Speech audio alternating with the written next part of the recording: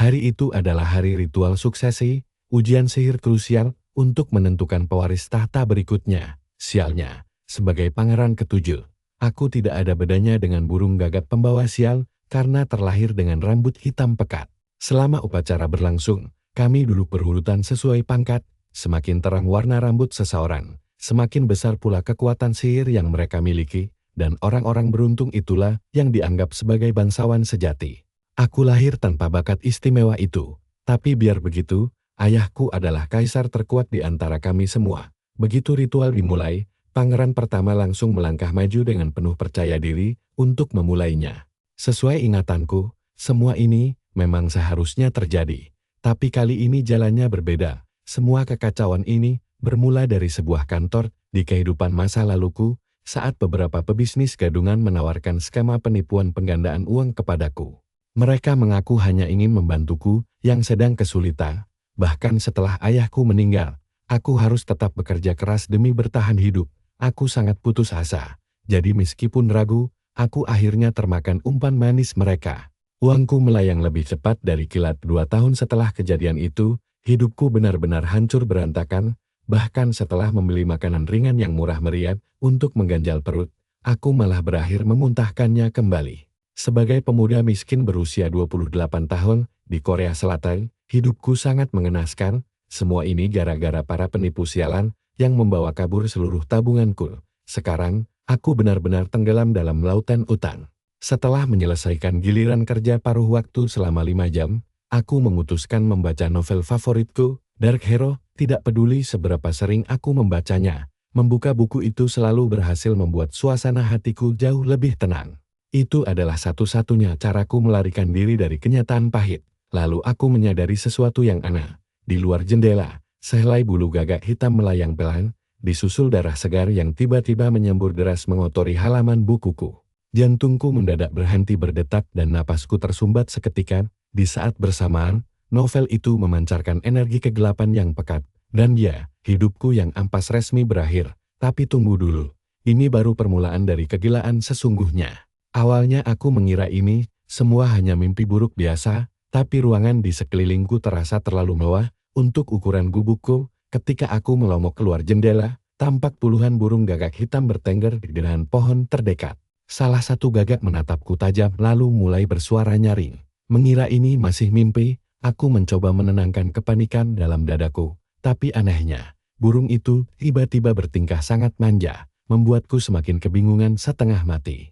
Aku melangkah mendekati jendela, lalu langsung membakul. 3 matahari bersinar terik di langit luas, di bawahnya terbentang sebuah kota raksasa yang rasanya sangat kukenal. Saat melihat pantulan wajahku sendiri, kenyataan pahit langsung menghantamku dengan keras. Aku telah bertransmigrasi menjadi Rian, pangeran ketujuh Kekaisaran Aberon. Tepat di saat itu, seorang pelayan bernama Anna memanggil dari luar kamarku. Terkejut setengah mati, aku mencoba menahannya agar tidak masuk, tapi aku malah kehilangan keseimbangan, lalu jatuh tersungkur entah bagaimana. Anna seolah mengerti situasinya. Dia segera meminta maaf dengan panik, lalu berjanji akan kembali lagi nanti. Setelah mendengar suaranya dan memperhatikan sekeliling, aku akhirnya bisa memastikan semuanya. Dunia ini adalah latar dari novel Dark Hero. Tapi ada satu masalah besar. Kenapa dari sekian banyak karakter hebat, aku harus merasuki tubuh Rian Ageran? Berbeda dengan pangeran-pangeran kuat yang mendominasi cerita, nasib Rian sangat tragis, karena ditakdirkan mati mengenaskan di awal bab. Sendirian di dalam kamar, aku hanya bisa meratapi nasib burukku yang luar biasa ampas ini. Tiba-tiba, terdengar sebuah suara asing dari arah belakangku. Pria itu memperkenalkan dirinya sebagai Sain. Begitu mendengar nama keparat itu, tatapanku langsung berubah dingin, karena aku tahu betul rencana busuk yang sedang dia siapkan. Sain berkata kalau aku melewatkan makan malam, dan dia berpura-pura khawatir hingga datang sendiri untuk memeriksaku. Dia kemudian bertanya, apakah keadaanku sudah membaik? Aku menarik napas dalam-dalam untuk menenangkan luapan emosiku. Panik tidak akan menyelesaikan masalah. Sambil menatapnya langsung, aku menjawab, kalau kondisiku sudah jauh lebih baik. Aku lalu menyuruh Anna menyiapkan makanan, dan dia pun dengan cekatan menyajikan hidangan di depanku. Begitu melihat makanannya, aku hampir tidak percaya, menu menyedihkan begini disuguhkan untuk seorang pangeran kekaisaran. Ketika aku meraih tekoter, jariku tidak sengaja menyentuh bagian yang panas hingga melepuh. Reaksi setelahnya benar-benar di luar dugaanku. Wajah Anna seketika memucat ketakutan, dia langsung bersujud di lantai sambil memohon ampun berkali-kali. Padahal dia sama sekali tidak melakukan kesalahan apapun hari itu. Melihat pelayan yang gemetar ketakutan itu, aku akhirnya teringat satu detail penting tentang pemilik asli tubuh ini. Ternyata Ryan Aberon yang asli memiliki temperamen yang sangat buruk dan kasar. Setiap kali ada hal kecil yang tidak memuaskan hatinya, dia selalu melampiaskannya pada para pelayan. Pantas saja kecelakaan kecil tadi sukses membuat seisi istana panik. Di sisi lain, Shane tersenyum lega melihatku baik-baik saja. Kemudian, dia menunjukkan niat terselubung yang sebenarnya. Dia membuka beberapa dokumen dan meletakkannya di atas meja. Begitu mataku tertuju pada kertas-kertas itu, alarm tanda bahaya langsung berdering kencang di kepalaku. Berkat pengetahuanku tentang isi novel, aku tahu dokumen-dokumen itu palsu dan hanya bertujuan untuk memeras hartaku. Ryan yang asli pasti langsung tanda tangan tanpa membacanya. Itulah kenapa dia selalu menjadi mangsa empuk bagi Shane. Shane tampak terhibur melihat keraguanku, lalu mengejakku karena tidak segera membubuhkan tanda tangan. Kata-katanya seketika membangkitkan ingatan kelam masa laluku yang ingin kulupakan. Kemiripan situasi ini benar-benar tidak bisa kuabaikan. Saat itu juga, aku membulatkan tekadku, bukannya menandatangani berkas itu. Aku dengan santai menunjukkan beberapa kejanggalan angka dan mempertanyakan rincian pengeluaran konyol yang tertera dengan sangat jelas di sana. Untuk pertama kalinya, Shane terlihat sangat terkejut. Dia buru-buru mengalihkan pembicaraan dan mendesakku agar tetap menandatanganinya. Tapi keputusanku sudah bulat, aku menolak keras hidup sebagai boneka penurut lagi. Saat ketegangan mulai memuncak, aku sengaja menjatuhkan jam saku berhargaku ke lantai. Jam mahal itu langsung hancur berkeping-keping di atas karpet mewah. Dengan santai aku beralasan kalau tanganku licin, padahal tentu saja itu disengaja. Tahu pengaruh Shane jauh lebih kecil dari kesombongannya, aku memutuskan memberi bajingan ini pelajaran berharga. Sorot kebencian di matanya sudah menjelaskan segalanya. Tanpa memberinya celah untuk mendebat, aku menyalahkannya karena telah merusak fokusku hingga menyebabkan jam itu jatuh. Aku lalu menunjuk pecahan kaca di lantai dan memerintahkannya untuk membersihkan kekacauan itu sendiri. Perintahku yang tiba-tiba itu membuatnya tertegun kaku. Di kekaisaran ini, anggota keluarga kekaisaran memiliki derajat tertinggi. Meskipun aku dicap sebagai aib keluarga kerajaan, status sosialku jelas masih jauh di atas seorang sekretaris rendahan. Shane bersusah payah menyembunyikan rasa benci dan dendamnya jauh di lubuk hatinya. Dia sangat meremehkanku dan menganggapku tidak lebih dari sekadar noda hitam keluarga, apalagi dengan rambut hitamku ini. Tapi, dia tidak bisa berbuat apa-apa selain patuh. Sambil menelan harga dirinya bulat-bulat, dia berlutut memunguti pecahan jam itu sambil menahan amarah, lalu dengan ketus melapor kalau lantai sudah bersih kembali. Sebelum dia melangkah pergi, aku sengaja menendang cangkir teh di dekatku. Sekarang lantai kembali kotor, dan kalian harus melihat wajah melongonya benar-benar bikin puas setengah mati. Ekspresi di wajahnya saat itu benar-benar tidak ternilai harganya. Penghinaan bertubi-tubi ini hampir saja membuatnya meledak. Namun dia masih belum memiliki keberanian atau kekuatan untuk melawan secara terbuka. Karena tidak tahan lagi dipermalukan, dia mengancam akan melaporkan seluruh kejadian ini kepada permaisuri sayangnya. Ancaman kosong itu sama sekali tidak mempan bagiku, karena aku tahu dia hanya meminjam kekuasaan orang lain. Aku kemudian menoleh ke arah Anna dan menyuruhnya menutup kedua telinganya. Rasa takut langsung terpancar di matanya, namun dia tetap menurut tanpa berani membantah. Begitu yakin Anna tidak bisa mendengar apa-apa, aku mulai membongkar semua rahasia kotor Shane yang seharusnya mustahil ku ketahui, termasuk kasus penggelapan uang dan kejahatan terselubung yang dia sembunyikan selama bertahun-tahun. Seiring dengan semua tuduhanku, wajahnya semakin memucat pasi. Tidak butuh waktu lama, rumor aneh mulai menyebar luas di kalangan pelayan istana yang diam-diam membicarakan perubahan drastis pada sikap kasarku belakangan ini. Mereka bahkan menganggapku jauh lebih mengerikan dari sebelumnya, tapi di sisi lain, mereka bersyukur karena sekarang aku sangat jarang keluar dari kamarku di istana ini. Sementara itu, aku menghabiskan sebagian besar waktuku di perpustakaan istana yang tenang. Sambil menatap langit mendung dari balik jendela, aku merenungkan betapa cepatnya aku beradaptasi di dunia ini. Semua pelayan menjauhiku. Dan Sein juga langsung menghilang tanpa kabar setelah pembicaraan menegangkan kami. Karena alur novel baru dimulai setahun lagi, aku tidak perlu terburu-buru melakukan apapun. Aku ingat pertama kali menemukan novel Dark Hero dan langsung terpikat oleh ceritanya. Sekarang, setelah berada di dunia ini, aku hanya ingin menikmati masa damai sebelum sang protagonis asli menampakkan dirinya. Sambil menatap langit luas di luar halaman istana, aku sempat berandai-andai betapa luar biasanya jika bisa terbang bebas dengan sayap sendiri, namun tiba-tiba saja, rasa sakit yang sangat hebat mendadak menyerang seluruh tubuhku. Cangkir di tanganku langsung terlepas dan hancur berkeping-keping di lantai. Rasa perih yang amat sangat menyebar ke setiap sudut tubuh. Berbeda sekali dengan rasa sakit saat aku mati di kehidupan sebelumnya. Sensasi kali ini benar-benar jauh berbeda. Rasanya seperti seluruh badanku dilemparkan ke dalam tungku pembakaran yang membara. Tidak lama setelah itu, Anna datang untuk membersihkan ruangan seperti biasa. Sekali lihat, kamar ini tampak kosong melompong. Untung sekali pangeran pembuat masalah itu sedang pergi, pikirnya lega. Tapi sedetik kemudian pandangannya langsung teralihkan oleh pecahan cangkir di lantai. Melihat barang semahal itu, hancur membuatnya merasa sangat sedih. Apalagi saat membayangkan betapa uang dari satu cangkir saja bisa sangat membantu keluarganya yang sedang kesulitan finansial. Sebelum dia sempat melamun lebih lama, suara aneh terdengar dari balik tumpukan buku. Seekor gagak bermata merah tiba-tiba terbang keluar dari kegelapan dan membuatnya terkejut setengah mati. Dia tidak habis pikir bagaimana burung itu bisa masuk ke perpustakaan istana.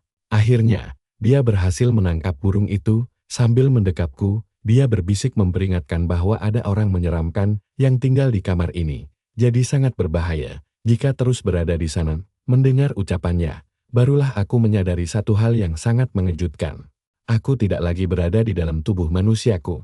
Aku telah berubah menjadi seekor gagak yang sedang dipegang erat oleh Anna. Sebelum aku sempat mencerna apa yang terjadi, dia membawaku ke jendela, lalu melemparkanku keluar tanpa ragu. Nah lo, bayangkan paniknya jadi gagak yang mendadak terjun bebas. Di tengah deru kencang angin, aku mati-matian mencari cara agar bisa bertahan hidup.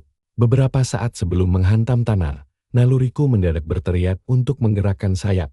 Aku memusatkan seluruh fokus pada sayap itu dan memaksanya mengepak. Ajaibnya, tubuhku merespons dengan baik.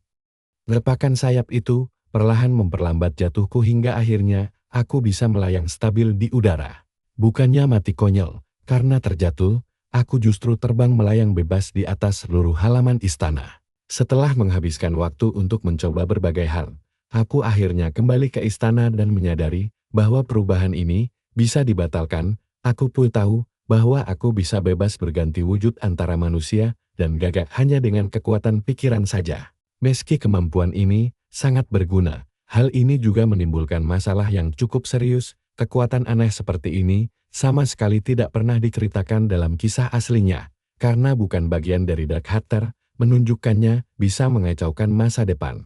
Sebelum aku tahu dari mana kekuatan ini berasal, merahasiakannya adalah pilihan yang paling aman. Lamunanku buyar saat Anna tiba-tiba memberitahu bahwa ritual bulanan keluarga kerajaan akan segera dimulai. Menarik sekali, acara ini di luar memang tampak seperti upacara biasa saja, tapi siapapun yang mengenal kekaisaran ini pasti tahu tujuan asli di balik kemeriahan tersebut.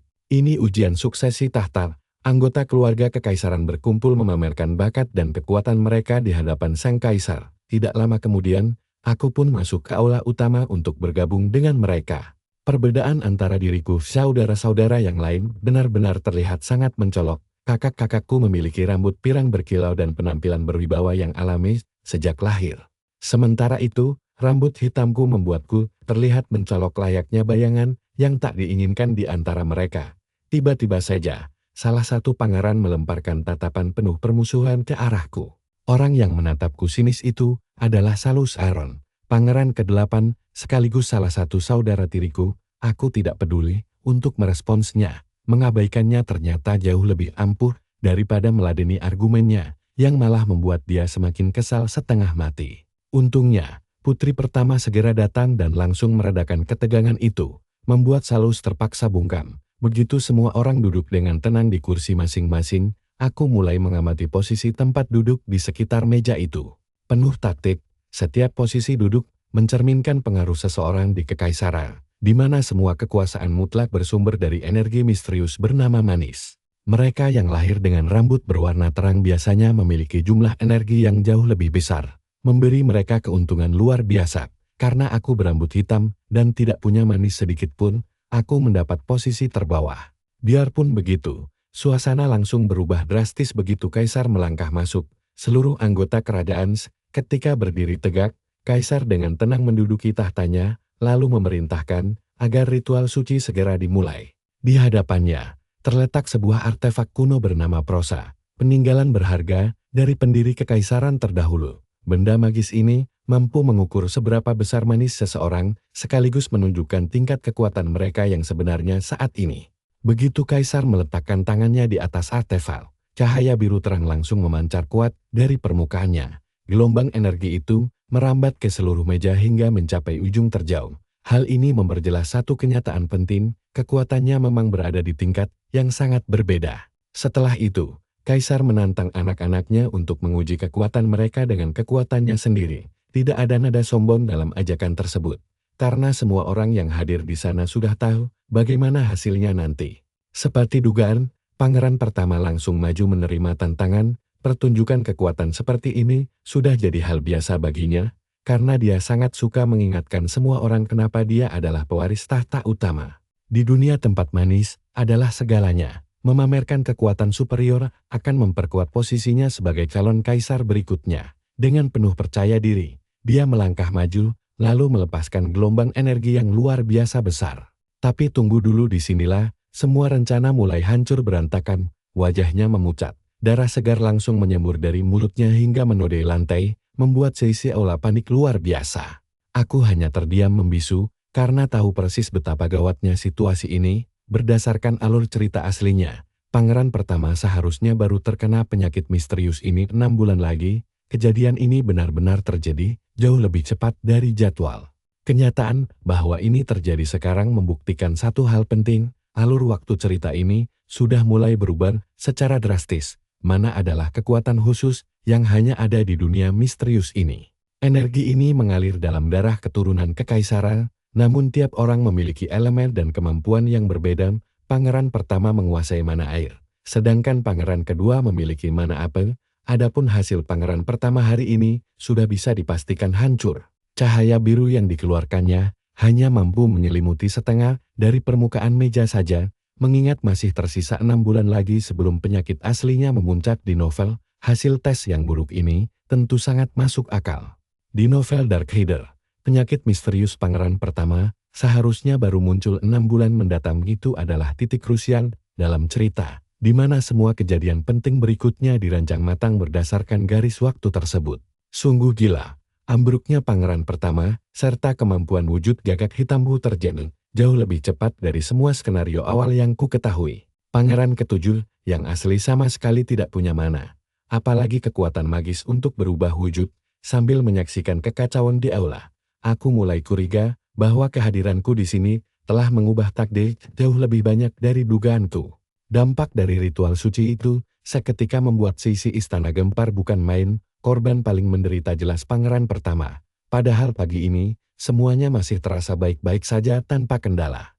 Namun sekarang, tubuhnya sendiri menolak untuk patun. Setiap kali dia mencoba mengalirkan mana, rasa sakit yang luar biasa langsung menyerang. Begitu penderitaannya memuncak, dia berlutut lemas sambil meratapi nasib buruknya yang tidak masuk akal ini. Bagaimanapun, dia adalah pangeran pertama, sang calon kaisar yang seumur hidupnya selalu merasa berada di atas orang lain. Perlahan pasti, rasa putus asa mulai mengikis rasa percaya dirinya. Tangannya meraih belati erat-erat, mencoba menenangkan gejolak emosinya. Tiba-tiba saja, sebuah suara misterius terdengar dari kegelapan. Suara itu dengan tenang menyarankannya untuk menyimpan belati itu jika dia masih ingin bertahan hidup. Tanpa ragu sedikit pun, dia melempar senjatanya ke arah sumber suara tersebut. Matanya terbelalak kaget saat sesosok pria yang sangat tidak asing melangkah keluar dari bayangan kegelapan. Itu adalah aku, Ran Aron. Sangat santai, padahal aku baru saja menyelinap ke salah satu kamar paling dijaga ketat di istana ini. Saat pangeran pertama menuntut penjelasan dengan panik, aku hanya tersenyum tipis. Jika aku datang sebagai pembunuh bayaran, obrolan kita tentu sudah selesai sejak tadi. Jawaban santaiku membuatnya semakin syok saat dia mendesakku untuk mengaku. Aku hanya menjawab bahwa aku masuk dengan memanjat dinding luar istana. Entah dia percaya atau tidak, itu sama sekali bukan masalah besar. Cara masukku jauh lebih tidak penting dibanding kondisi tubuhnya saat ini. Alih-alih menjawabku, dia justru mendadak tertawa terbahak-bahak. Suara tawa yang terdengar mengerikan itu menunjukkan satu hal. Dia merasa telah mengetahui semua rahasiaku, lalu dengan sok tahu menuduhku telah meracuninya demi mendapatkan keuntungan besar di masa depan nanti. Yakin banget dia sudah tahu kebenarannya. Dia langsung menerjangku, tapi sebelum serangannya kena, aku dengan santai memperingatkannya kalau rasa sakit ini baru permulaan saja. Dalam 1 minggu, sakitnya bakal makin parah, sampai dia memohon-mohon biar dihentikan. Ancaman itu langsung bikin dia membeku di tempat, dan untuk pertama kalinya, wajahnya kelihatan panik dan sangat ragu-ragu. Aku bilang, kalau aku tidak meracuni siapapun, bahkan aku tidak tahu siapa dalang di balik kondisinya, yang jelas, penyakitnya itu bakal terus bertambah parah setiap harinya. Sambil menatap matanya, aku bicara dengan sangat serius. Obrolan ini adalah kesempatan terakhirnya untuk selamat, dan kata-kataku yang penuh keyakinan sukses bikin dia ragu setengah mati. Begitu pesan tersampaikan, aku langsung berubah jadi burung gagak dan terbang lewat jendela. Saat membelah langit malam yang badai, sejujurnya aku merasa sangat lega. Untungnya sang pangeran tidak segila itu, sampai nekat melompat mengejar seekor gagak. Ditinggal sendirian, dia cuma bisa terdiam meratapi nasib buruknya. Nah, pangeran yang ketakutan begini bisa jadi bidak catur yang sangat berguna. Sementara itu, aku baru sadar kalau wujud gagak ini sangat cocok untuk perjalanan jauh. Semuanya berjalan lancar-lancar saja, sampai tiba-tiba instingku merasakan bahaya besar sedang mendekat. Setelahnya, fokusku kembali ke istana. Selama 2 hari, aku cuma mengurung diri di kamar memikirkan rencana selanjutnya. Di luar sana, Anna mulai panik karena aku tidak makan dan tidak bersuara sama sekali. Bagi dia, ini adalah pertanda buruk. Kepalanya mulai membayangkan skenario bencana yang mengerikan. Soalnya, kalau sampai ada anggota keluarga kekaisaran terluka di bawah pengawasannya, akibatnya bakal jauh lebih mengerikan dibanding sekadar memecahkan cangkir teh. Karena sudah tidak tahan lagi, coba tebak, Anna akhirnya memberanikan diri mengetuk pintu kamarku dengan sangat cemas. Sesaat kemudian, pintu kubuka. Dia kaget, sangat kaget, sampai kehilangan keseimbangan, lalu tersungkur ke dalam. Nampan di tangannya melayan, makanan berhamburan kemana-mana, dan wajah Anna langsung menghantam lantai dengan sangat keras. Jujur saja, itu adalah aksi jatuh yang sangat estetik. Aku menonton pertunjukan gratis itu, tanpa rasa kasihan sedikit pun, sementara Anna langsung buru-buru minta maaf sambil ketakutan. Air matanya mengalir deras saat dia memohon ampun dengan terbata-bata. Melihat ketakutan luar biasa itu, mengingatkanku betapa mengerikannya reputasi pemilik asli tubuh ini di mata para pelayan istana. Aku bertanya, bagaimana dia mau ganti rugi karena sudah mengotori lantai sekaligus sepatuku. Pertanyaan itu bikin dia makin serangan jantung. Untungnya, aku sedang malas memperumit masalah ini. Aku cuma menyuruhnya membersihkan kekacauan ini dalam waktu 5 menit, lalu segera pergi. Aku juga melarangnya masuk ke kamarku lagi tanpa izin dariku. Aku cuma butuh ketenangan saat ini. Waktu pun terus berlalu, dan 1 bulan sudah terlewati sejak ritual kacau yang mengubah seluruh hidupku tersebut. Di sekeliling istana, gosip miring mulai berembus kalau pangeran pertama kehilangan mananya dan tidak bisa lagi memakai kekuatan andalannya. Bagi para pangeran dan putri lain, kabar ini jelas jadi kesempatan emas yang langka. Setelah sekian lama, peta kekuatan di keluarga kekaisaran akhirnya mulai bergeser. Demi membungkam rumor miring tersebut, sang pangeran pertama mendesak kaisar untuk memajukan jadwal festival berburu tahunan kerajaan. Para bangsawan dan keluarga kerajaan langsung berkumpul untuk acara besar ini. Tapi saat aku menunggangi kuda menuju hutan, fokus utamaku malah tertuju pada hal yang sangat berbeda. Aku cuma penasaran dengan satu hal, apakah semua perubahan ini sudah memengaruhi protagonis asli dari Dark Heather. Hari ini aku akan mencari tahu, sambil diam-diam mengamati kerumunan untuk menemukan si pahlawan novel. Bertemu dengannya bakal membuktikan seberapa jauh jalan cerita ini telah berubah, tapi belum sempat mencari. Tiba-tiba pangeran ke-8, Solos Aran, muncul di sampingku dengan wajah meremehkan. Si pangeran ke-8 langsung mengejakku habis-habisan. Dia menyamakanku dengan serangga dan menyebut kuda hitamku cocok dengan jiwaku yang gelap gulita. Aku tidak peduli dan terus berkuda ke depan. Sikap cuakku malah bikin dia makin emosi, tapi aku benar-benar malas menanggapinya. Akhirnya, kami pun sampai di menara permulaan, sebuah bangunan raksasa yang berdiri megah di pintu masuk hutan kekaisaran. Setiap tahun, tempat ini selalu jadi lokasi upacara pembukaan perburuan kerajaan. Bagi orang awam ini cuma kompetisi biasa, tapi mereka yang paham politik istana tahu arti sebenarnya. Acara ini adalah panggung pamer kekuatan keluarga kerajaan di hadapan para bangsawan Santero Negeri. Kaisar tua tahu kalau wibawa jauh lebih penting daripada hasil buruannya, dan yang menjadi pusat perhatian kali ini adalah pangeran pertama, Razia. Atas perintah kaisar, dia maju ke depan untuk memulai ritual pembukaan. Salah satu saudaranya bahkan bercanda menanyakan hadiah apa yang bakal dia minta setelah memenangkan kompetisi nanti. Razia dengan sangat percaya diri menyatakan kalau kemenangan sudah pasti ada di tangannya dan keinginannya pun sudah diputuskan sejak lama. Jawaban yang sangat sombong, khas dari sosok yang digadang-gadang bakal mewarisi tahta kekaisaran. Di antara kerumunan bangsawan, bisik-bisik mulai terdengar karena meskipun dipuji secara terang-terangan, rumor tentang penyakit anehnya tetap menyebar luas. Razia tidak sengaja mendengar gunjingan tersebut. Seketika itu juga dia langsung teringat dengan peringatan yang kuberikan 1 bulan lalu. Meski sudah berusaha keras mengabaikannya, keraguan mulai menghantui pikirannya. Aku sendiri cuma menonton pertunjukan itu dari kejauhan sambil tersenyum tipis. Lihat nih, begitu Razia mengaktifkan mananya, langit langsung mendung gelap gulita seketika. Angin kencang bertiup kencang, dan energi biru melesat dari tubuhnya membentuk pusaran besar ke langit. Tekanan energinya saja sanggup membuat para penonton di sekitar mundur beberapa langkah. Beberapa putri mengisyaratkan para bangsawan untuk mundur sambil menatap ke atas tanpa berkedip sedikit pun. Razia yang berdiri di tengah badai itu meneriakkan namanya, menyatakan diri sebagai penguasa masa depan. Gelombang air raksasa meledak dari tubuhnya dan menyelimuti sekeliling dengan cahaya biru terang. Hujan pun mulai turun, tidak ada yang bergerak. Bahkan para jenderal sampai melongo melihat kehebatan darah murni kekaisaran ini.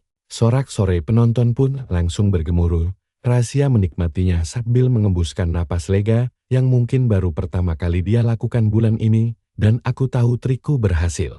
4 minggu lalu di kamarnya, aku memberinya sebuah batu sakti dan menyuruhnya mengalirkan mana ke sana secara terus-menerus. Artefak itu kubilang bisa menyerap mana yang rusak untuk meredam penyakit di tubuhnya. Awalnya dia tidak percaya, tapi karena sudah putus asa dia terpaksa mencobanya juga. Yang orang-orang tidak tahu, dan bahkan Razia sendiri coba lupakan, adalah batu itu cuma bisa memperpanjang waktu saja.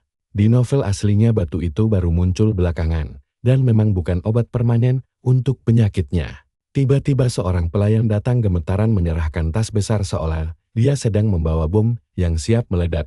Setelah kuperiksa isinya, aku langsung menyuruhnya pergi. Menjadi pangeran ke-7 yang ditakuti memang merepotkan, tapi setidaknya pelayanannya sangat cepat. Kaisar mengangkat tangannya. Suara trompet langsung menggema kencang tanda perburuan dimulai. Para penunggang kuda langsung menyerbu masuk ke hutan. Sementara para bangsawan malah sibuk berdebat, apakah kompetisi ini sepadan. Semua orang menganggap pasti anggota keluarga kekaisaran yang bakal menang. Sementara itu, aku berkuda dengan santai menuju lokasi yang punya tujuan berbeda. Agonisadi, mantan komandan ksatria yang nantinya bakal jadi salah satu tokoh paling krusial dalam kelanjutan cerita ini.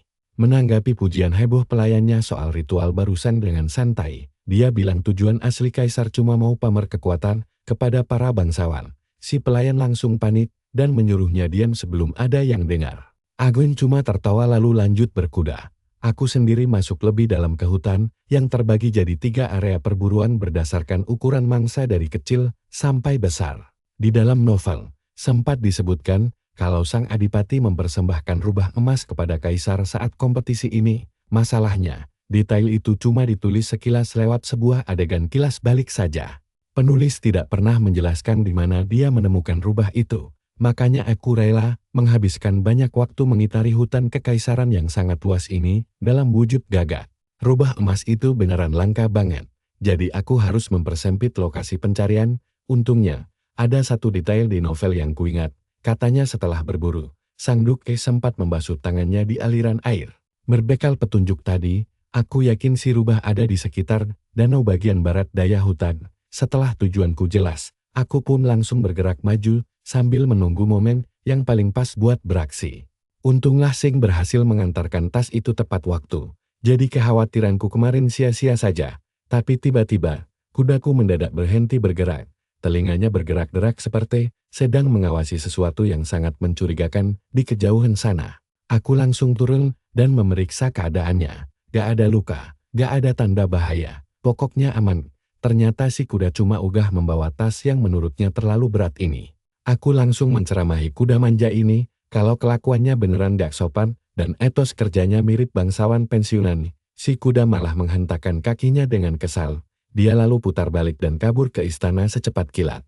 Sekarang aku berdiri sendirian di tengah hutan, sambil memegang tas super berat, meratapi satu-satunya kendaraanku yang hilang di balik pepohonan. Sementara itu, jauh di dalam hutan, Duke Agnifedi masih asik berburu ditemani asisten setianya, Talon. Sang Duke tua sama sekali gak tertarik dengan mangsa biasa, hewan seperti serigala atau rusa jelas bukan tandingan bagi seorang pria tangguh yang menghabiskan hampir seluruh hidupnya di medan perang.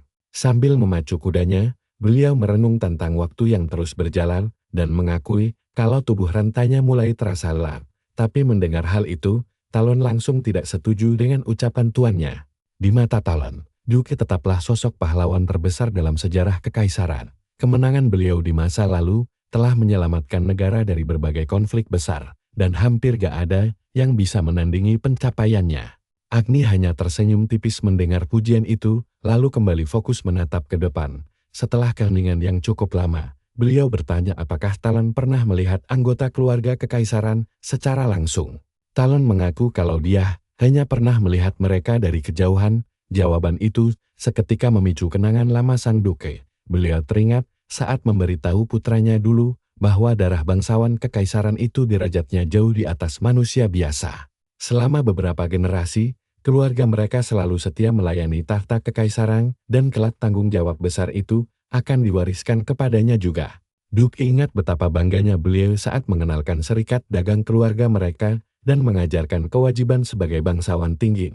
Namun, di antara semua memori indah itu, ada satu kejadian tragis yang mustahil dilupakan. Saat sedang bepergian melewati salah satu kota kekaisaran, kereta kuda mereka mendadak berhenti karena ada sesuatu yang mengganjal di rodanya. Ketika kusir turun untuk memeriksa, beliau melihat seorang anak terluka parah tergeletak di jalanan. Bocah itu tampaknya baru saja mengalami kecelakaan yang sangat mengerikan, dan menurut informasi yang mereka dapatkan, anak malang tersebut rupanya adalah seorang pencuri yang sempat nekat merampok sebuah kuil. Kejadian tragis macam itu sayangnya memang sudah biasa terjadi di sana, tapi meski sudah tahu alasannya, Sang Duke tetap tidak bisa menghapus bayangan mengerikan itu dari kepalanya. Ingatan itu terasa makin nyata saat beliau teringat reaksi putranya kala itu. Karena penasaran dengan keributan di luar, si anak sempat mencoba keluar dari kereta, beliau pun langsung menyuruhnya tetap di dalam, karena tidak mau putranya melihat pemandangan sekelam itu. Bahkan setelah bertahun-tahun berlalu, beliau terkadang masih sering merenung, apakah penderitaan akan selalu ada, tak peduli seberapa makmur dan megahnya suatu kekaisaran dideklarasikan. Hingga akhirnya suara Talon membuyarkan lamunan Sang Duke. Sang asisten mengingatkan, kalau mereka harus segera bergerak demi menjaga kehormatan nama baik keluarga dalam ajang berburu kerajaan kali ini. Sambil mengangguk setuju, Agni membocorkan kalau beliau tahu tempat rahasia yang biasa didatangi si rubah emas. Sementara itu, nasibku sendiri di sisi lain hutan malah jauh dari kata elit. Masih menggendong tas berat yang ditinggalkan si kuda nakal, Pangeran Malang ini terpaksa berjalan kaki layaknya kuli panggul sejati. Setiap langkah yang kuambil rasanya dipenuhi penyesalan akibat dikhianati hewan sialan itu, padahal kalau berubah jadi gagap, masalah ini selesai dalam sekejap. Kondisi hutan yang lebat membuat keadaan makin sulit, ditambah lagi hewan liar bisa menyerang kapan saja, sementara aku sama sekali gak punya senjata atau kemampuan bertarung. Lalu, tiba-tiba terdengar suara semak-semak yang berisik di dekatku. Detik itu juga tubuhku langsung kaku. Otakku mulai membayangkan skenario terburuk yang mengerikan. Karena panik menghadapi ancaman yang gak jelas ini, Aku sempat terpikir buat melempar tas ini, lalu kabur menyelamatkan diri. Tapi sebagai gantinya, aku malah memungut batu, lalu melemparkannya ke arah suara semak-semak tadi dengan harapan bisa mengalihkan perhatian apapun di sana. Dan gilanya, lemparanku itu akurat banget. Sialnya, batu itu bukan mengenai hewan buas. Suara hantaman keras terdengar nyaring di tengah hutan. Mataku langsung terbelalak ngeri saat melihat batu itu mendarat tepat di wajah Talon hingga si asisten langsung pingsan di tempat. Sumpah ya, dari balik pohon aku cuma bisa melongo gak percaya, dari sekian banyak makhluk di hutan ini, kenapa aku malah melempar satu-satunya orang yang paling haram buat kusentuh? Begitu Talon ambruk ke panas, raut wajah Agni langsung menegang ngeri. Padahal beliau ini bukan sekadar bangsawan biasa di dalam novelnya. Agni Fedi nantinya akan menjadi mentor sang karakter utama sekaligus sosok paling dihormati di seluruh kekaisaran. Aku bahkan sudah menghabiskan waktu berminggu-minggu demi menyusun rencana matang bersamanya. Padahal niat awalku beneran sederhana banget. Rencananya aku mau menunggu di dekat sarang rubah emas, menuduhnya mengacaukan buruanku, lalu memakai momen itu sebagai alasan agar kami bisa berteman nantinya. Tapi sekarang rencana itu hancur total. Bukannya membuat impresi pertama yang bagus, aku malah menimpuk asistennya pakai batu kali. Saat Agni memeriksa batu tersebut, matanya langsung dipenuhi rasa curiga. Serangan dadakan ini jelas disengaja, dan kesimpulan pertamanya tentu saja ada pembunuh gelap yang mencoba menghabisi nyawanya. Gak lama kemudian, Talon perlahan sadar dan langsung terduduk lemas. Wajah sang duke seketika tampak lega, lalu beliau pun mulai menanyai asistennya itu demi mencari tahu siapa pelaku penyerangan barusan. Mengintip dari kejauhan, rasanya jiwaku sudah mau melayang keluar dari raga. Begitu Talon mengingat semuanya, riwayatku bakal tamat. Si asisten tampak memejamkan mata erat-erat sambil berusaha keras mengingat kejadian misterius tadi. Melihatnya berpikir keras membuatku makin panik di tiap detiknya. Tapi tiba-tiba hal tak terduga terjadi di balik semua ketegangan dramatis ini. Ternyata Talon sama sekali gak mengingat apa-apa. Karena merasa malu dengan kondisinya, dia langsung meminta maaf karena teledor menghadapi serangan tadi. Alasan konyol itu seketika membuatku bisa bernapas lega kembali. Meski Agni menerima alasan itu, beliau jelas tidak langsung percaya begitu saja. Begitu mata kami hampir beradu, aku langsung membuang sisa harga diriku. Aku langsung putar balik dan lari terbirit-birit sementara Agni menyuruh Talon diam di tempat dan mengejarku.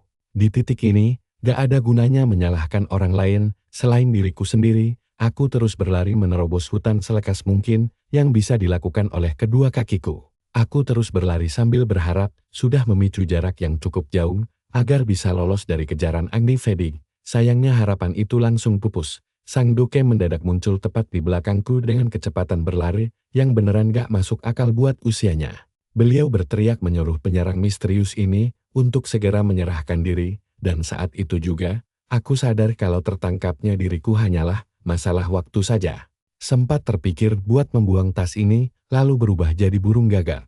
Tapi mengacaukan rencana sekarang sama saja dengan menghancurkan semua usahaku kemarin. Jadi bukannya menyerah kalah, aku memutuskan untuk mencoba trik lain yang berbeda. Tiba-tiba kabut hitam misterius berkumpul di sekitar kakiku. Energi asing itu langsung menyelimuti seluruh tubuhku dan melesat maju dengan kekuatan yang luar biasa kencang. Bahkan Agni pun sampai dibuat terperangah ketika jarak di antara kami mendadak melebar jauh. Sang duke terbelalak gak percaya. Karena kesal, beliau langsung mengayunkan pedangnya ke udara. Tapi tebasannya gak mengenai apapun. Begitu beliau sampai di area terbuka di depannya, aku sudah benar-benar lenyap tanpa jejak. Sementara itu, aku malah sibuk menghadapi masalahku sendiri. Tubuhku mendadak terasa jauh lebih ringan dari biasanya. Sempat terlintas di pikiranku, apa jangan-jangan aku gak sengaja berubah jadi gagak saat sedang berlari tadi ya? Tapi sebelum sempat ku periksa, terdengar suara derap kaki kuda di telingaku. Pas aku nengok, tebak ada apa? Ternyata ada kuda yang lagi lari kencang tepat di sebelahku sambil menatap mataku. Disitulah aku baru tersadar betapa gilanya kecepatanku saat ini. Sementara itu, acara berburu kerajaan berjalan seperti biasa. Ada pangeran yang berdiri bangga di samping beruang besar buruannya. Anggota kerajaan lain memberinya selamat dan berkomentar kalau kemenangan berburu kali ini sepertinya sudah di tangan. Sang pangeran menerima pujian itu dengan senyum puas, lalu membocorkan kalau dia sudah menentukan hadiah yang akan dimintanya pada kaisar. Jauh dari keramaian pesta, Aku ambruk di bawah pohon, sambil menatap langit luas. Seluruh badanku rasanya mau rontok, karena kelelahan, tapi tiba-tiba aku teringat satu hal yang jauh lebih menyakitkan, tasku hilang. Tasku benar-benar hilang, kenyataan pahit ini rasanya lebih menyakitkan daripada luka fisik manapun. Sambil berbaring di rumput dan menutup muka, aku meratapi kegagalan rencana besarku yang hancur, berantakan ini. Semua jadi kacau sejak aku tidak sengaja membuat Talon pingsan pakai lemparan batu. Sialan, tapi mengeluh terus tidak akan bisa mengembalikan tasku. Kalau tas itu jatuh, saat kejar-kejaran tadi, harusnya masih bisa kucari. Sementara itu, Agoing dan Talon akhirnya bertemu kembali. Sang Duki langsung memeriksa kondisi asistennya dan bertanya, apakah keadaannya sudah membaik. Meski kepalanya masih agak pusing, Talon meyakinkan tuannya bahwa lukanya tidak terlalu parah. Obrolan mereka pun langsung beralih ke pengejaran yang gagal tadi. Agoing mengaku kalau dia kehilangan jejak targetnya. Satu hal yang mengganjal pikirannya adalah dia bingung apakah sosok misterius tadi memang terlalu cepat atau dia sendiri yang sudah mulai menuat.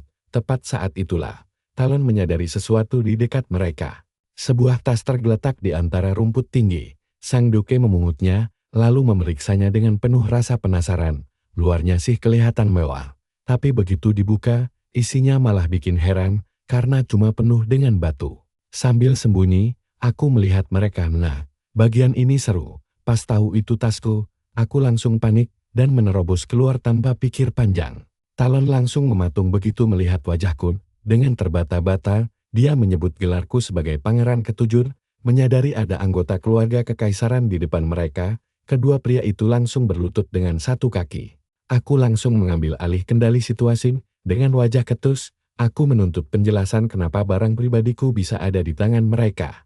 Agon menjelaskan dengan tenang bahwa dia hanya menemukan tas itu saat sedang mencari di sekitar sana. Alasan itu sebenarnya sangat masuk akal. Tentu saja aku pura-pura tidak percaya, lalu menyindir bahwa semua pencuri pasti berlagak tidak bersalah saat tertangkap basah. Agon langsung bersumpah demi kehormatan keluarganya bahwa tuduhan itu salah besar. Setelah itu, obrolan kami pun beralih membahas luka di kepala Talon. Dengan santai aku bertanya kenapa dia sampai berdarah begitu. Agon menjelaskan kalau tadi sempat ada insiden kecil. Namun, Talon terus menatapku dengan penuh rasa curiga karena merasa penyerangnya sangat mirip denganku.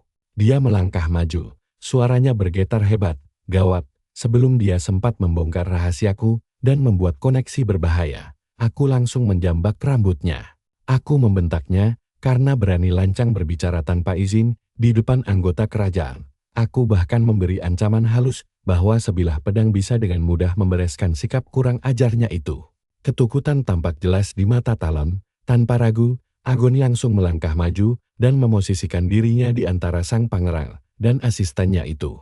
Aku mengalihkan pandangan ke Agon lalu menyindir, bagaimana bisa seorang abdi kekaisaran tetap tenang saat asistennya sendiri hampir mati. Aku bahkan mengejek bahwa kesetiaannya pada tahta benar-benar luar biasa.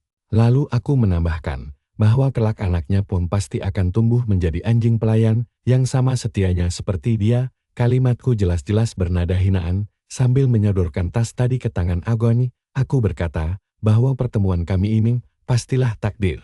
Dengan nada bicara yang ditekan, aku memperingatkan bahwa isi tas itu sangatlah krusial dan tidak boleh hilang dalam situasi apapun. Ucapan itu terdengar sederhana di luar, tapi maknanya jauh lebih dalam.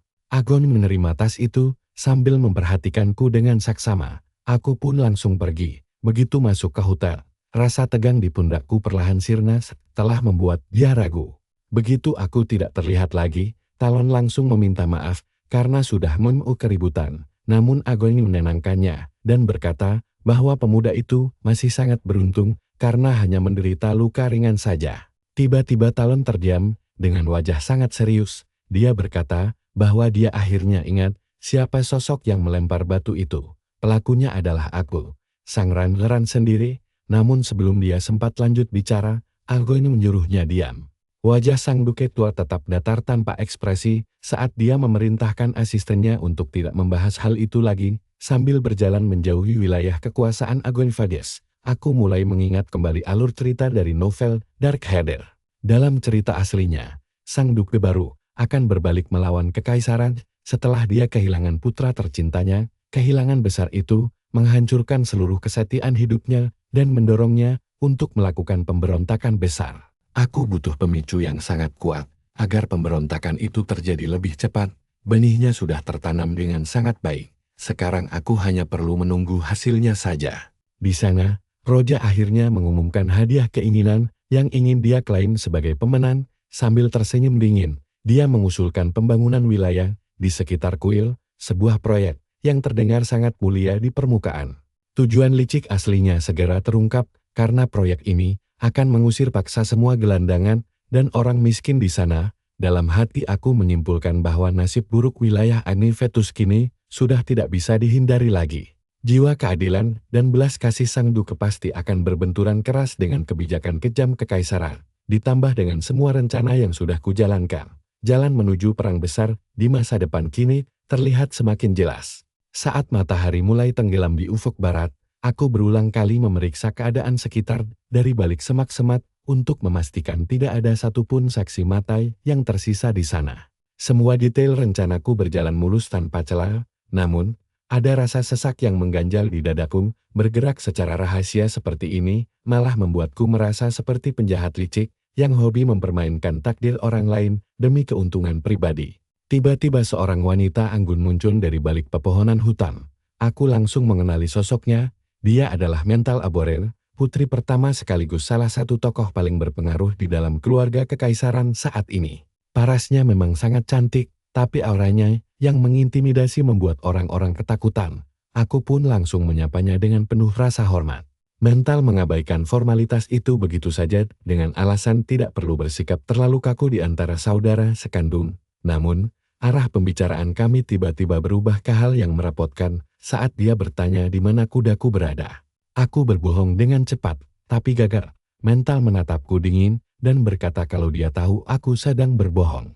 Begitu kutanya apa maksudnya, dia membeberkan bahwa salah satu pengawalnya telah menemukan seekor kuda hitam berkeliaran sendirian di hutan. Karena hewan bodoh itu dinilai gagal melayani anggota keluarga kerajaan dengan baik, dia telah memerintahkan untuk melenyapkannya. Di hadapannya, aku langsung berlutut dan meminta maaf karena telah menghilangkan kuda itu.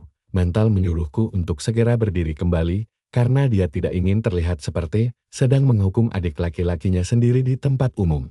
Dia mengaku lega karena aku kembali dengan selamat dan menawarkan kuda pengganti. Aku berdiri dengan perasaan bingung karena sifat Mental Aborer memang sangat sulit ditebak oleh siapapun. Memahami jalan pikirannya sangat mustahil, seperti menyusun teka-teki gambar yang potongannya hilang setengah. Setelah dia pergi, latar tempat berpindah ke tenda medis di area perburuan. Talon tampak duduk di ranjang sementara seorang tabib memeriksa luka di dahinya dengan ekspresi yang campur aduk antara geli dan bingung. Tabib bilang ini konyol. Terluka karena lemparan batu memang biasa, tapi kena hantaman di sudut ini sangat tidak masuk akal. Saat Agon bertanya tentang masa pemulihan, tabib memperkirakan butuh waktu istirahat sekitar 1 minggu. Kabar buruk ini membuat Talon sangat sedih karena tidak bisa ikut sisa kompetisi berburu, rasanya seperti bencana besar baginya. Agoni berkata bahwa dia dan Jack bisa menangani sisa urusan selama Talon memulihkan diri. Kepedulian tulus di mata tuannya itu membuat sang asisten tersenyum lebar, apalagi impian terbesar pemuda itu cuma makan enak dan main seharian penuh. Candaan ringan itu pun berhasil mencairkan suasana tegang di tenda. Agoni bahkan berjanji akan memenangkan hadiah utama demi mewujudkan mimpi asistennya itu. Perlahan, malam pun mulai menyelimuti seluruh area perkemahan. Sang Duke berjalan mendekati Talon yang sudah tertidur pulas, lalu meletakkan secari kertas di sampingnya secara perlahan sambil menatap asistennya yang tak sadarkan diri. Ucapan ketusku tadi kembali terngiang di kepalanya. Aku sempat menyebutnya sebagai anjing kekaisaran, mengejeknya karena bersikap acuh tak acuh saat asistennya sendiri berada di ambang kematian, dan bahkan meramal bahwa kelak putranya pun akan tumbuh menjadi anjing pelayan tahta yang patuh. Kenangan itu menyisakan rasa pahit di mulutnya. Setelah semua yang terjadi, dia sama sekali tidak bisa memejamkan mata. Mungkin mencari udara segar di luar bisa sedikit menjernihkan pikirannya.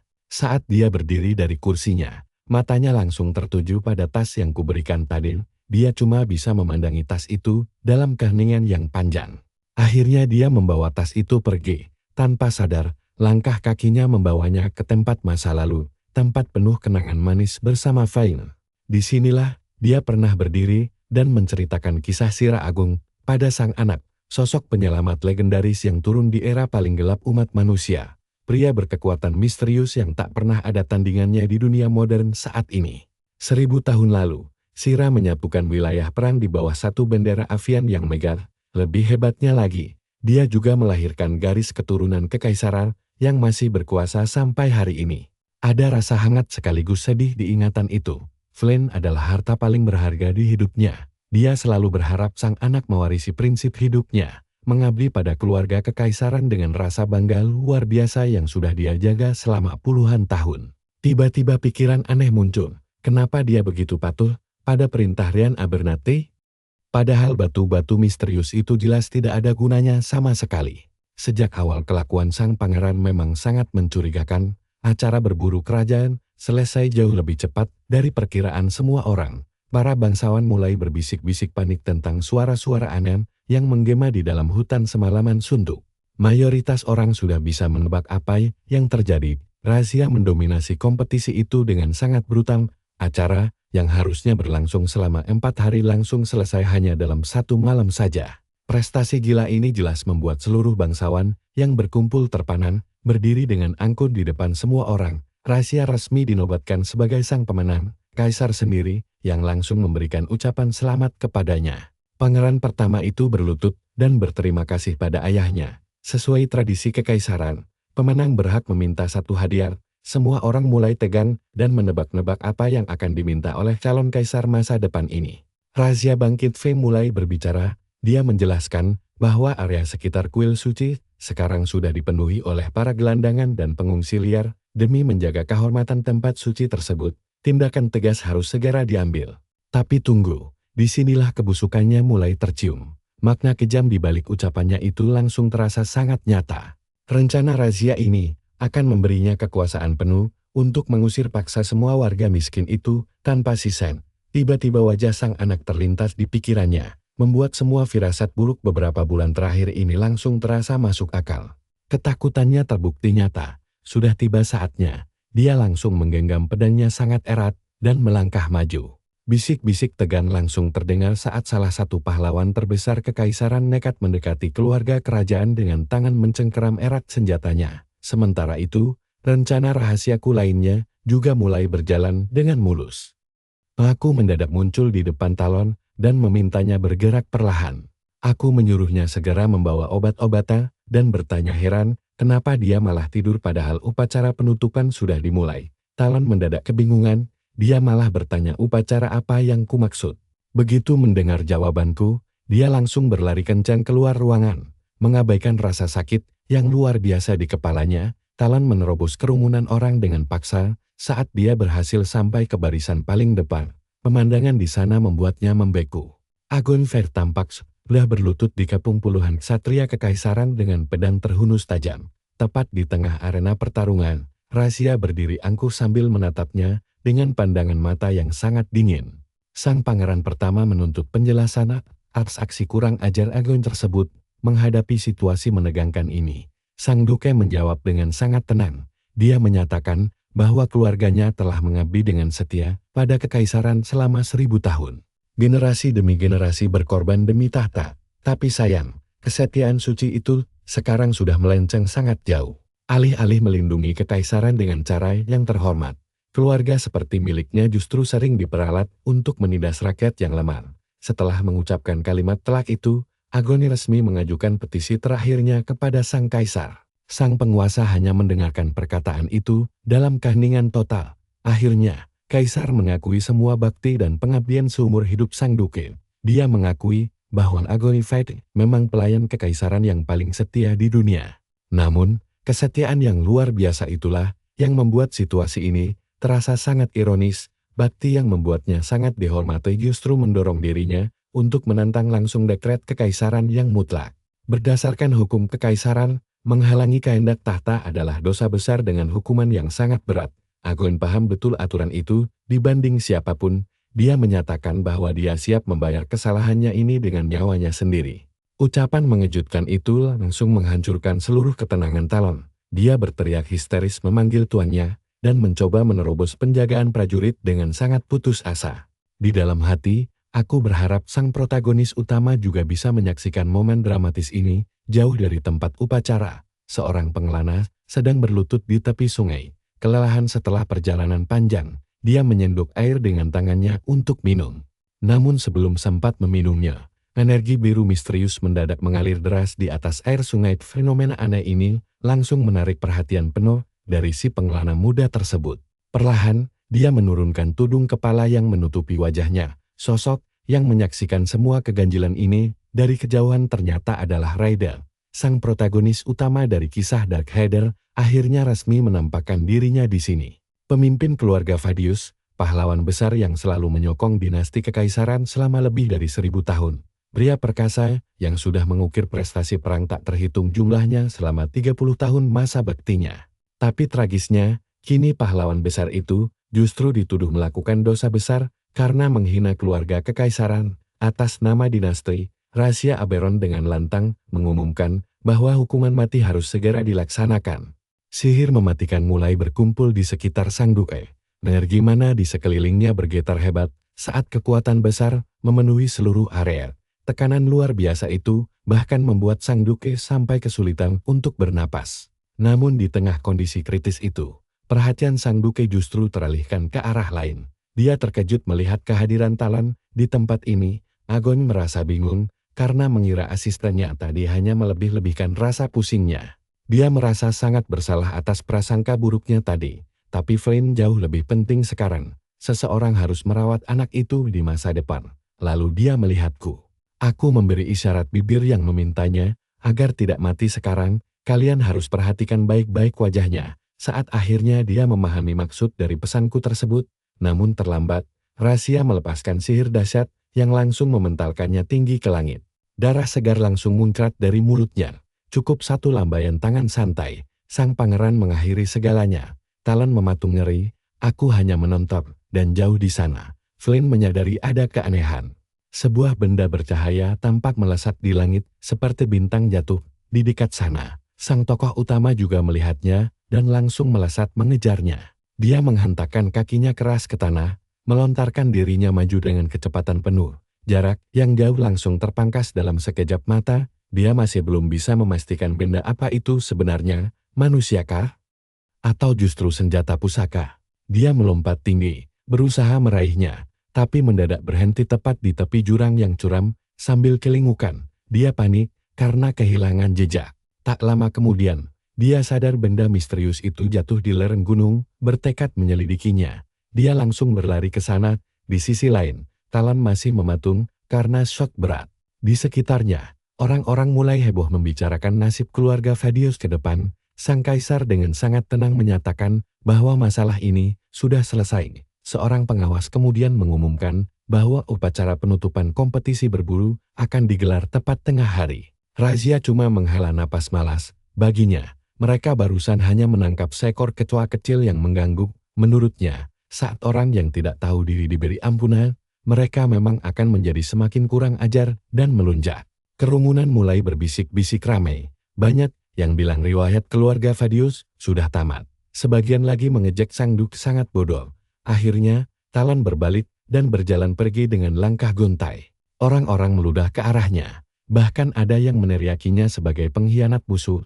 Aku terus melihat punggungnya yang menjauh. Hatinya pasti sangat hancur sekarang. Karena sang duke sudah seperti orang tua sendiri baginya. Tapi aku tahu, ini belum berakhir.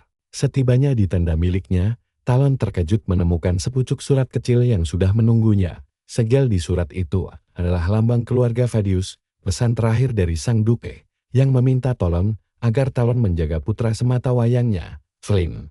Isi surat itu juga mengungkap hal tak terduga. Sang duke tahu Talon pasti akan menyalahkan dirinya sendiri atas semua tragedi ini. Beliau ingin menegaskan bahwa ini sama sekali bukan salahnya. Saat membaca lebih lanjut, surat itu terlepas dari tangannya yang gemetar. Dia langsung berlutut lemas. Baris terakhir surat itu secara resmi menunjuknya sebagai pemimpin sementara keluarga Vadius. Sementara itu, aku pergi menemui pangeran pertama. Dengan santai, aku menyindir kalau dia memakai mana secara berlebihan, merasa sudah sembuh.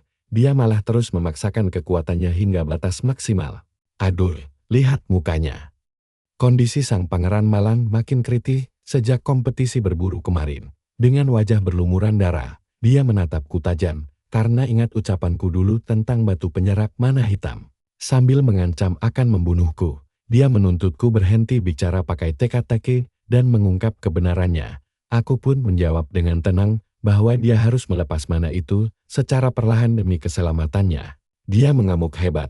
Jelas sekali jawaban santai itu membuatnya makin murka. Aku tahu dia sudah berencana mencabik-cabik tubuhku sampai hancur begitu dia sembuh nanti. Sayangnya bagi pangeran, aku sudah tahu persis semua rencana busuknya itu. Lagi pula, penyakitnya tidak akan sembuh semudah itu. Satu-satunya alasan dia masih bernyawa hanyalah berkat batu ajaib tersebut.